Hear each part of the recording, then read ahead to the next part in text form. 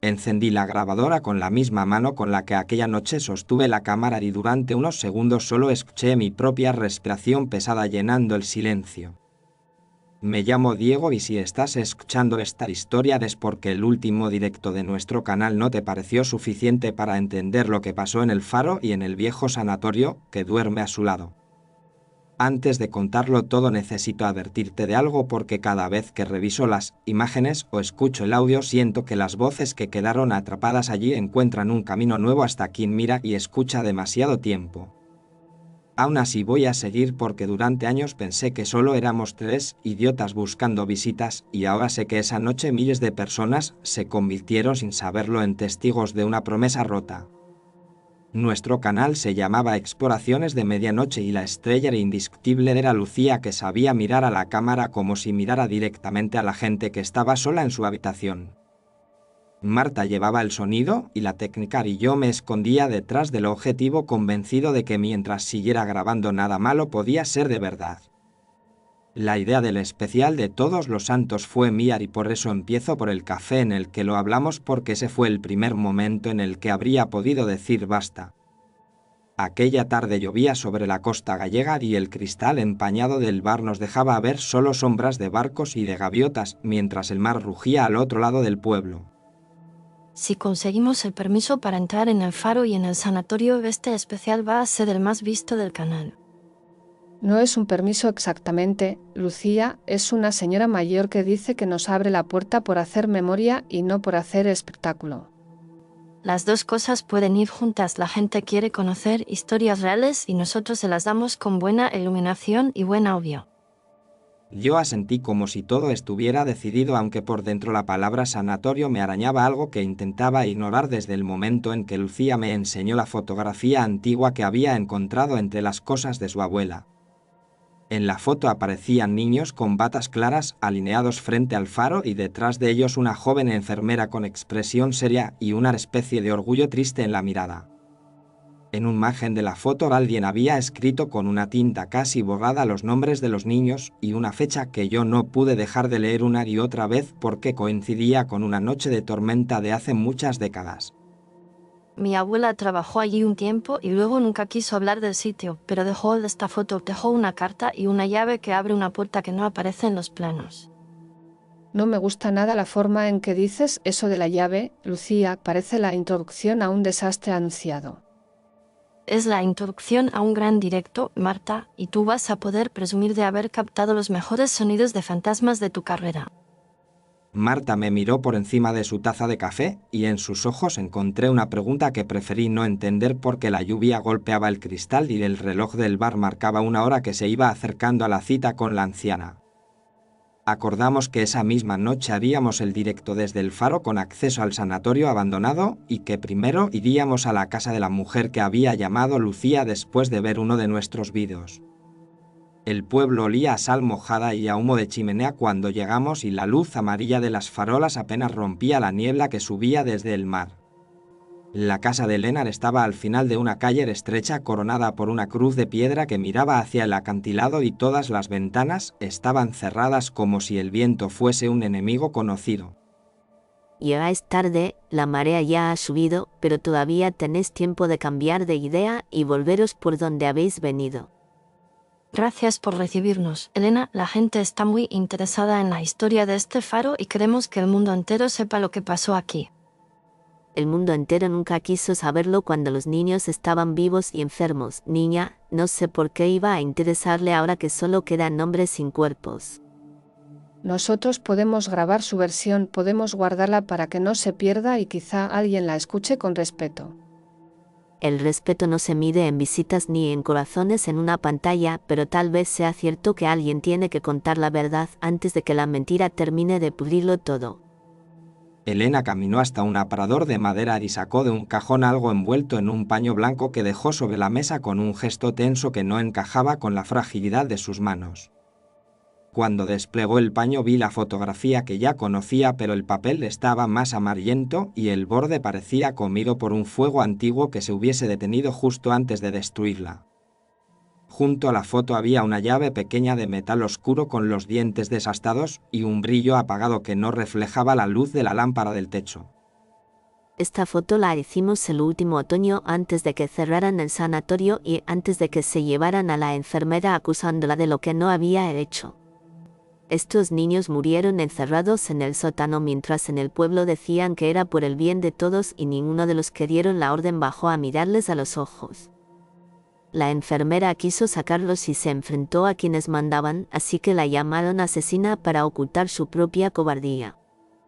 Lucía cogió la foto con una mezcla de curiosidad y fascinación, y durante unos segundos el silencio fue tan denso que solo se oía el crujido de la madera cuando Elena se movía. Esta llave abre la puerta del sótano donde los dejaron.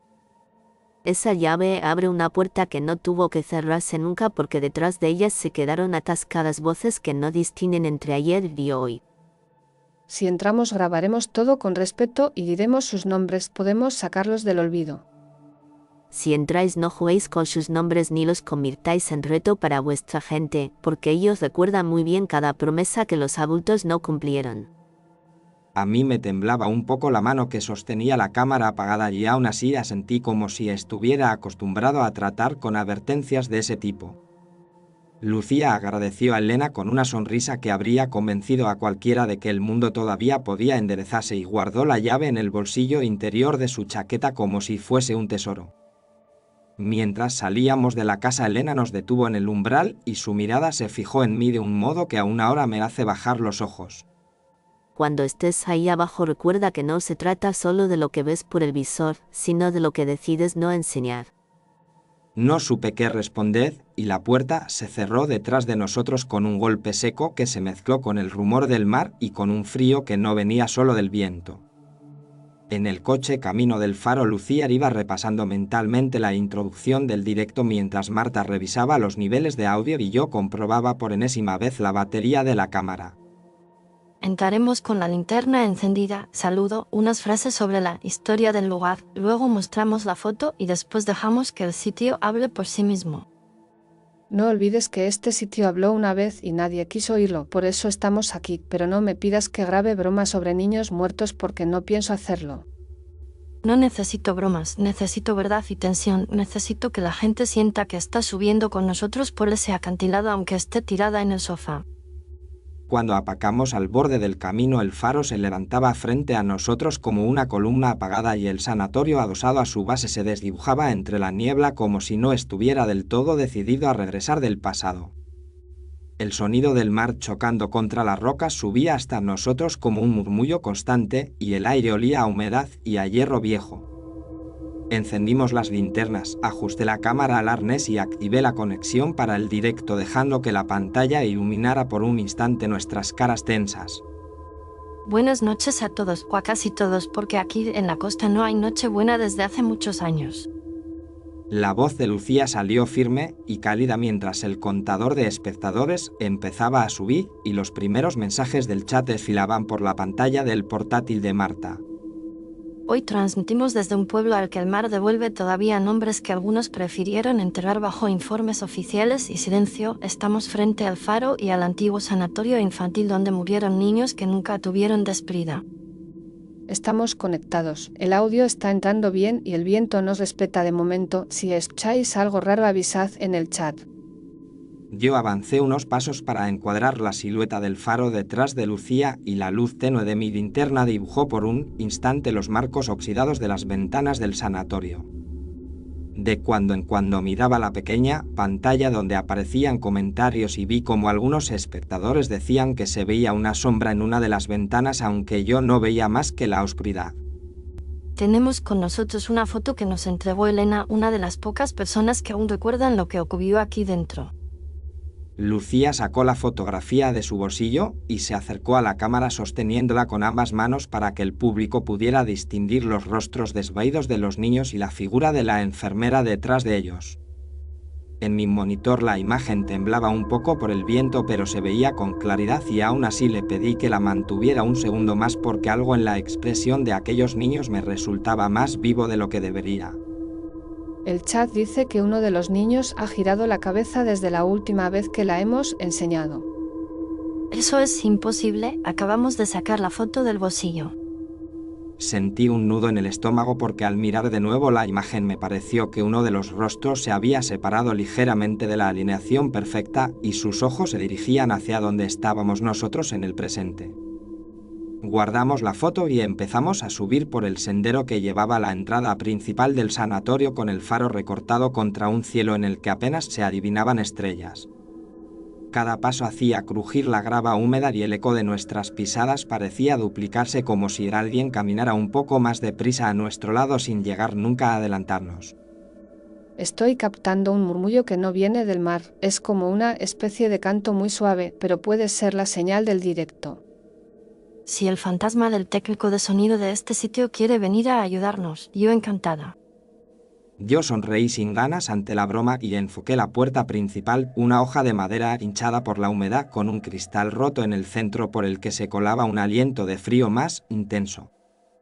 Empujamos la puerta y entramos en un recibidor amplio donde el eco devolvía cada palabra con una lentitud que hacía que la sala pareciera más grande de lo que era.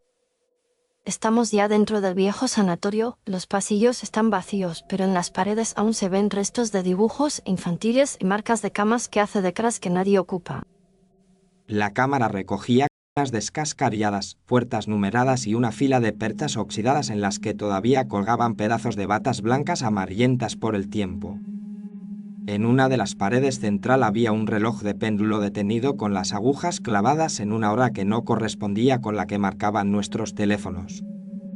Ese reloj está parado y aún así estoy escuchando un ruido como de peso moviéndose arriba y abajo.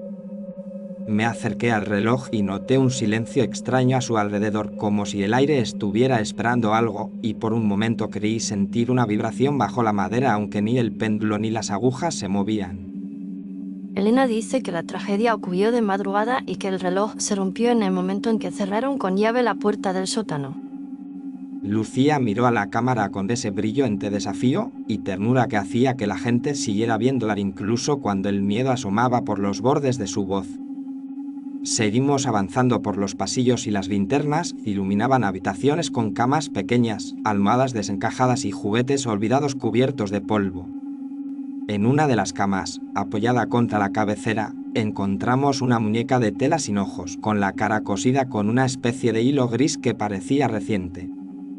No estaba en la foto, pero podría haber sido de cualquiera de los niños que estuvieron aquí. Podemos dejarla en la mesilla, no me gusta cómo nos mira aunque no tenga ojos.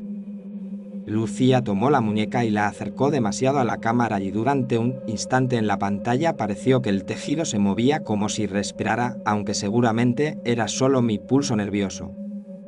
Marta comentó en voz baja que el chat se llenaba de mensajes diciendo que la muñeca había cambiado de postura varias veces mientras la enseñábamos. Dejamos la muñeca donde estaba y seguimos explorando planta por planta, grabando las habitaciones, las huellas de manos pequeñas en la pintura desconchada y las letras desordenadas de nombres que había terminado de escribir. Cada vez que Lucía nombraba a Elena o a la enfermera, la señal del directo sufría un pequeño corte como si algo en el edificio se resistiera a que se pronunciara esa parte de la historia. Finalmente llegamos al final de un pasillo más estrecho donde el suelo estaba más frío y la pared mostraba manchas de humedad que dibujaban formas alargadas parecidas a cuerpos alineados. Al fondo hay una puerta metálica y al lado otro reloj igual que el de la entrada. El reloj de esa pared estaba también detenido en la misma hora que el otro y sin embargo al acercarnos escuché claramente el golpear de las piezas internas avanzando unos segundos más y volviendo atrás. Esta debe de ser la puerta del sótano. Lucía buscó la llave en el bolsillo y por un momento su mano dudó en el aire y la linterna iluminó su cara más pálida que de costumbre. El chat está diciendo que no bajemos, pero también hay cientos de mensajes pidiendo que lo hagamos y que leamos los nombres de los niños. Miré la pantalla y vi desfilar peticiones, donaciones, iconos que no quise interpretar y frases que convertían el miedo en entretenimiento rápido mientras Marta mantenía el pulso profesional sobre la mesa de sonido. Si llegamos a cierta cantidad de personas conectadas, bajaremos y leeremos en voz alta los nombres que aparecen en la carta que nos dejó la abuela. No me convence convertir eso en un reto, pero ya hemos llegado hasta aquí. El número de espectadores subió con la rapidez de una marea y en cuestión de minutos superó cualquier cifra que hubiéramos tenido antes en un directo normal. El peso de todas esas miradas al otro lado de la pantalla se sentía en el aire del pasillo como si el edificio respirara al ritmo de la conexión. Cuando alcanzamos la cifra impuesta por Lucía, ella levantó la llave y la acercó a la cerradura y en ese preciso instante el reloj detenido emitió un chasquido que resonó en toda la planta. Vamos a entrar en el lugar donde los niños fueron abandonados. No lo hacemos para provocarles, sino para que su historia no se pierda. No estoy seguro de que esas palabras fueran sinceras del todo, de que fueran dirigidas a los espectadores o a las paredes húmedas que nos rodeaban. La llave giró con dificultad y el metal protestó con un sonido áspero que hizo que mi brazo se erizara desde el hombro hasta la muñeca. La puerta se abrió unos centímetros y un aliento de aire más frío salió de la oscuridad como si el sótano hubiera estado conteniendo la respiración durante años. Bajamos por una escalera estrecha iluminada solo por nuestras linternas y por el reflejo azulado de la pantalla del portátil que Marta sujetaba con cuidado. El eco aquí abajo es más denso, cualquier ruido parece venir de todos los lados a la vez. El sótano se abrió ante nosotros como una sala larga con filas de pequeñas camas de metal y de estanterías donde se apilaban cajas con etiquetas ilegibles. En una pared había una serie de placas metálicas numeradas y una camilla con ruedas que todavía conservaba restos de cuero deshilachado en los bordes. La sensación de estar invadiendo algo íntimo y mal resuelto se clavó en el pecho como una culpa antigua que no era solo nuestra. Aquí de abajo encerraron a los niños cuando en el pueblo decidieron que era más seguro olvidarlos que mirarlos. Lucía hablaba hacia la cámara pero también hacia el espacio que nos rodeaba y yo notaba cómo su voz cambiaba de tono, perdiendo parte de la seguridad habitual. En el chat muchos pedían que empezara a leer los nombres de la lista y otros aseguraban ver siluetas entre las camas cada vez que girábamos la cámara. Voy a leer algunos nombres con cuidado, no es un juego, es una forma de devolverles un poco de la dignidad que les quitaron. Marta me lanzó una mirada rápida y apretó los dientes, pero no dijo nada porque el flujo de la transmisión nos arrastraba a los tres hacia adelante. Lucía sacó de su bolsillo una hoja doblada con una lista escrita a mano y la luz temblorosa de la linterna hizo danzar las letras sobre el papel. Miguel, 8 años. Su voz llenó la sala y el eco repitió el nombre con un retraso extraño, como si otra boca hubiera querido decirlo a la vez desde un rincón oscuro. Ana, 7 años. Una de las camas emitió un leve chirrido como si un peso ligero se acomodara sobre el colchón oxidado. Rosa, 6 años. En el portátil apareció un mensaje de un espectador que aseguraba que una niña estaba sentada en la camilla mirando directamente a la cámara, aunque en mi visor no veía más que sombras. El ambiente está cambiando. El ruido de fondo no es solo el del mar. Estoy captando algo que parece una melodía muy sencilla repetida una y otra vez. Recordé lo que Elena había contado sobre una canción de despedida que los niños cantaban cuando uno de ellos empeoraba y sentí que el estómago se me encogía. Si de verdad hay alguien escuchando esto, no venimos a burlarnos, solo queremos que el mundo sepa que exististeis. Tras esa frase la temperatura pareció bajar unos grados y mi respiración empezó a verse en pequeñas nubes frente a la luz de la linterna. Nos prometieron que volverían. La voz no salió de ninguno de nosotros y aún así la escuchamos con claridad. Era una voz infantil sin cuerpo que parecía resonar entre las camas y entre los cables del equipo. Diego, dime que eso estaba grabado en algún lado y que acaba de entrar por el micro. Negué con la cabeza porque sabía que era imposible, no teníamos ningún archivo cargado, ningún efecto activado, solo la línea directa entre el sótano y miles de hogares. Cerraron la puerta y dijeron que solo sería una noche. El portátil vibró con la avalancha de mensajes y el sistema retrasó un par de segundos la imagen, pero el audio seguía entrando nítido y cada palabra de aquella voz cadenciosa se superponía a la de Lucía. Eres uno de los niños que estuvieron aquí. Éramos muchos y ahora somos una sola voz que no sabe cuánto tiempo ha pasado. Yo seguía grabando porque no sabía hacer otra cosa y la cámara enfocó sin querer una esquina en penumbra donde una figura blanca parecía recortarse contra el muro.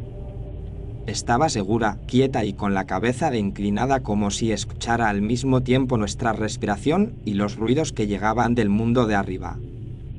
Reconocí la silueta de la enfermera de la foto, incluso antes de ver su rostro porque la postura de sus hombros era la misma. Lucía, el chat dice que estás cambiando de expresión, yo te veo bien, pero en la pantalla apareces más pálida. Lucía apretó la hoja de nombres entre los dedos y por un momento pareció no saber dónde estaba. Sus ojos se perdieron por encima de la cámara como si siguieran algo que Marta y yo no podíamos ver. Ella prometió que volvería con ayuda. La voz de los niños se acercó no en el espacio físico sino en la manera en que ocupaba nuestros oídos y de repente supe que ya no solo hablaba de la enfermera de entonces sino también de la mujer que sostenía la lista en ese instante. Has traído muchas miradas contigo. Ahora sí, que nadie podrá fingir que no ve nada. Lucía tragó saliva y cuando habló de nuevo su tono había cambiado ligeramente, como si una parte de otra persona se hubiera superpuesto a la suya. No quiero que vuelvan a usarlos como excusa para limpiar sus conciencias, quiero que sepan lo que les hicieron. La frase sonaba como una mezcla entre la indignación moderna de Lucía y una rabia más antigua, una que había fermentado en la oscuridad durante décadas. Lucía, estás temblando, si quieres subimos ya, tenemos material suficiente. No todavía, ellos quieren que sigamos, necesitan que quede constancia. El reloj del pasillo superior que no veíamos desde allí abajo empezó a sonar sin que las agujas se movieran y el eco del mecanismo bajó por la escalera como un recordatorio de la hora en la que todo se detuvo. Nos dejaron aquí con tos, con fiebre y con una canción que se nos quedó clavada en la garganta. Las camas empezaron a crujir una tras otra como si cuerpos ligeros se sentaran en ellas, pero en la luz de las linternas el metal permanecía aparentemente vacío. Marta respiraba acelerada, pero seguía comprobando niveles con gesto profesional porque agarrarse a la rutina era su única defensa. La señal sigue estable, pero hay interferencias en frecuencias que no deberían existir, es como si algo vibrara por debajo de nuestra voz. De pronto la muñeca de tela que habíamos dejado en una cama en la planta superior apareció en el suelo junto a la escalera con la cabeza orientada hacia el sótano y la costura de la cara un poco más abierta. Nadie la había tocado, no había corrientes de aire que pudieran justificarlo, y sin embargo allí estaba como una especie de centinela extraído de un recuerdo que no era nuestro. Nos prometieron que abrirían la puerta al amanecer y nadie bajó. Mientras la voz hablaba, algunas palabras se mezclaban con mensajes fragmentados en el chat y varios espectadores escribían exactamente la misma frase sin haberse puesto de acuerdo entre sí. Lucía dio un paso hacia la figura que creíamos ver en la esquina, la de la enfermera, y por un momento pensé que iba a abrazarla o a reprocharle algo, pero se limitó a quedarse a medio camino con la hoja de nombres pegada al pecho. Yo estoy aquí ahora, no soy ella, pero llevo su sangre, llevo su culpa y su miedo. Si queréis usar mi voz para que os escuchen, hacedlo, pero después dejadnos ir. Las palabras salieron de su boca con dificultad, como si tuviera que arrancarlas de un lugar muy hondo, y el sótano entero pareció contraerse alrededor de la frase. No entendemos el después, solo sabemos que seguimos aquí y cada vez que alguien baja, te promete que no tardará. Un golpe seco resonó a nuestra espalda y la puerta del sótano se cerró de golpe aunque nadie la hubiera tocado. El pestillo se encajó con un sonido final que sonó a clausura y a trato firmado. La puerta se ha cerrado, Diego, revisa si podemos abrirla desde dentro. Intenté subir las escaleras con la cámara colgando del pecho, pero cada peldaño parecía más largo que el anterior y el aire se espesaba a medida que me acercaba a la salida. Cuando toqué la manilla, sentí un frío intenso que me subió por el brazo como si hubiese hundido la mano en agua helada y la cerradura ofreció una resistencia que no era solo mecánica. No queremos que se repita, queremos que se sepa.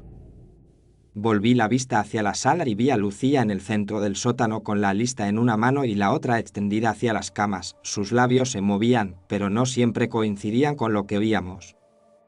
El chat dice que hay más niños que camas que están de pie detrás de ti.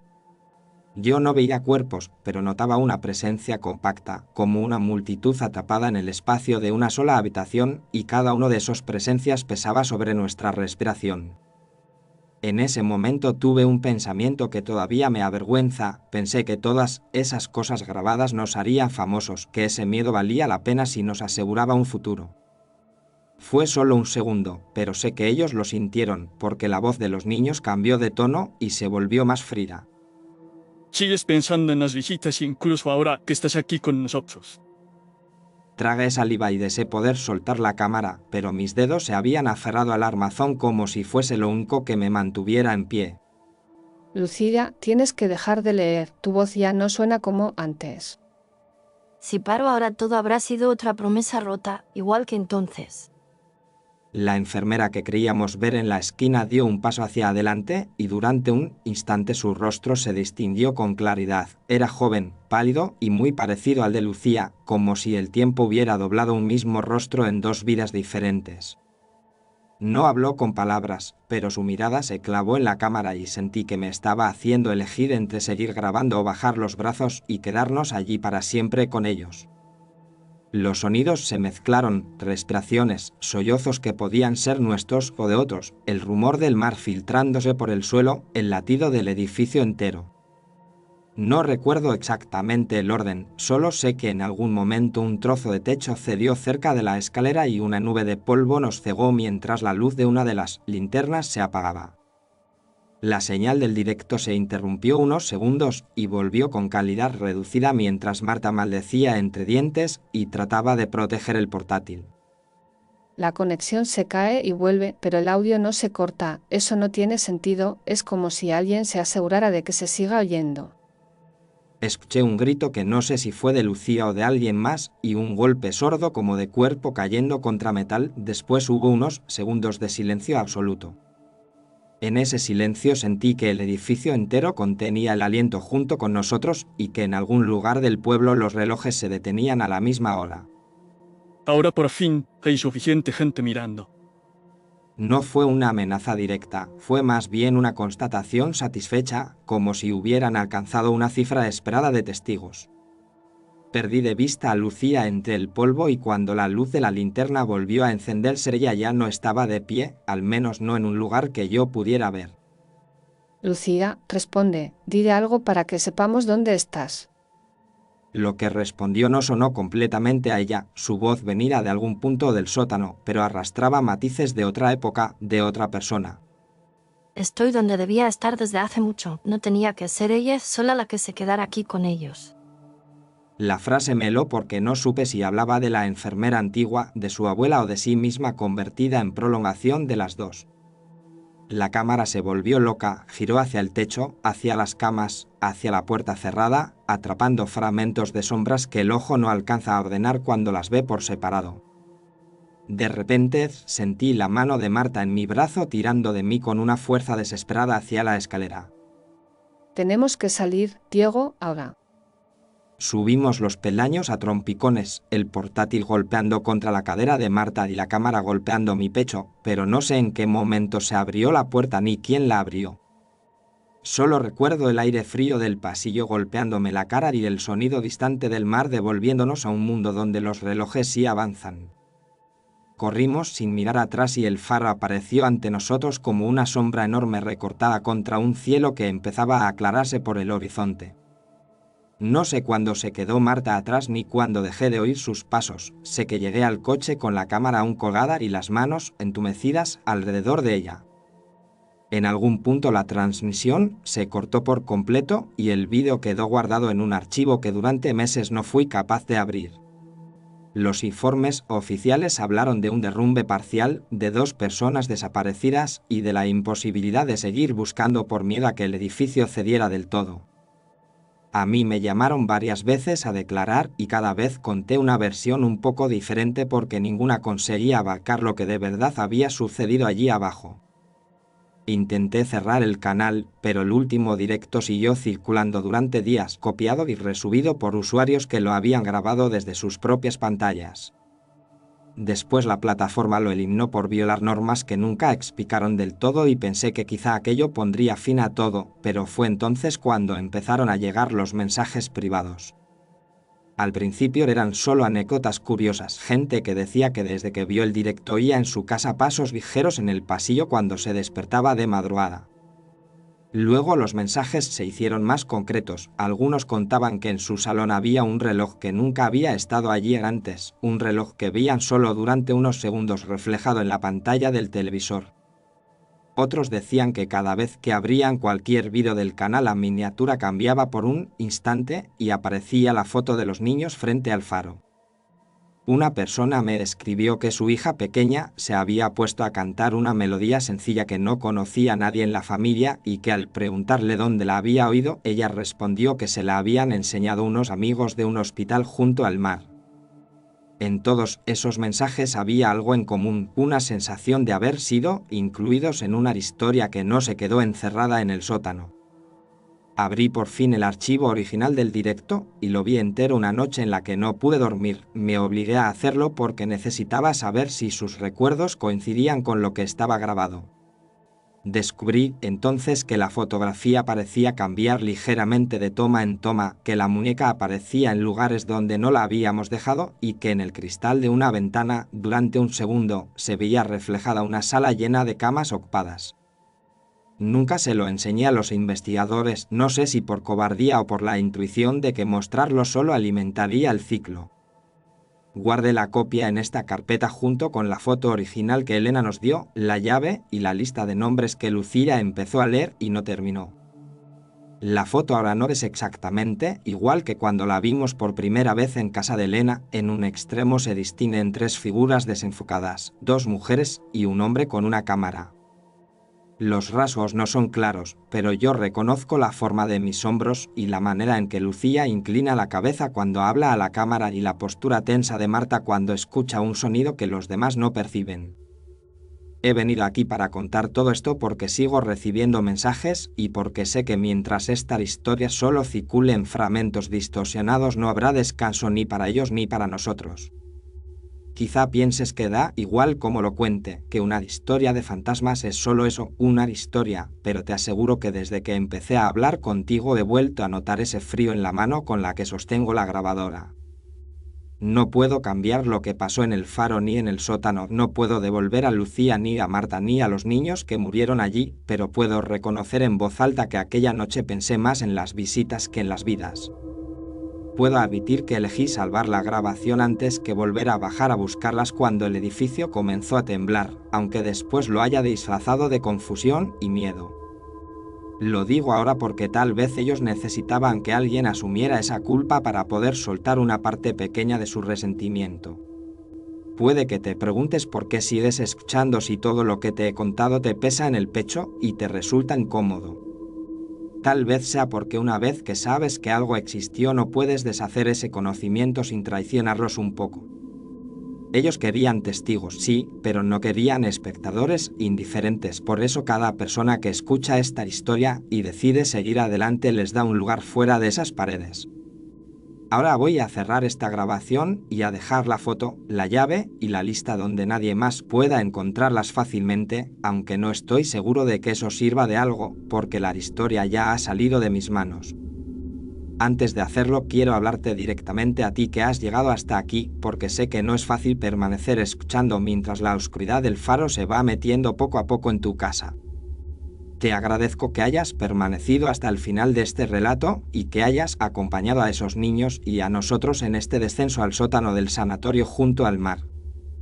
Si esta historia te ha conmovido, si te ha inquietado, te ha hecho pensar, te pido que apoyes el canal con un me gusta para que sepamos que no hemos contado todo esto en vano. Te invito también a suscribirte al canal Historias de Fantasmas Breves para que no te pierdas las próximas narraciones y para que sigamos explorando juntos otros lugares donde el pasado no termina de irse. Nos ayuda mucho cuando dejas un comentario contando qué has sentido o qué parte de la historia se te ha quedado grabada, porque así las voces de estos personajes encuentran eco en más personas. Si deseas apoyar de forma más directa nuestro trabajo y estas noches en vela, puedes usar el código QR que ves en la esquina inferior derecha del vídeo o seguir el enlace que encontrarás en la descripción para hacer una pequeña donación al canal.